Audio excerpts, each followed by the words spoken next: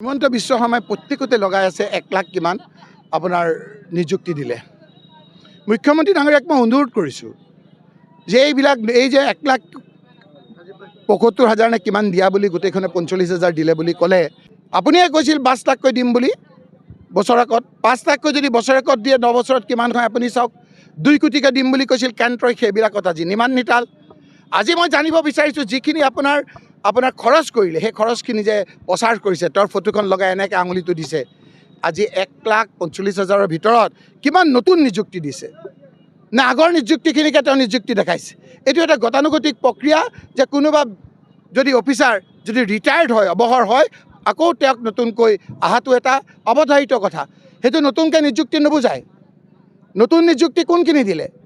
কিছুমান টেট শিক্ষকক দিছে যিসকলে 40,000 টকা পাই আছিল, এতিয়া নিয়মীয়া কৰাৰ নামত তেওঁলোকে 27,000 টকা পায়।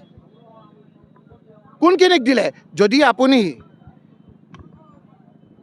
ক'ব পাৰে যে নতুন নিযুক্তি দিছে, তেতিয়াহ'লে আমি ক'ম আপোনালোকক নতুন নিযুক্তি কিমান দিলে। নে আপুনি খালী ঠাই ফুল কৰিছে, ফিল আপ দি গেপছ কৰিছে।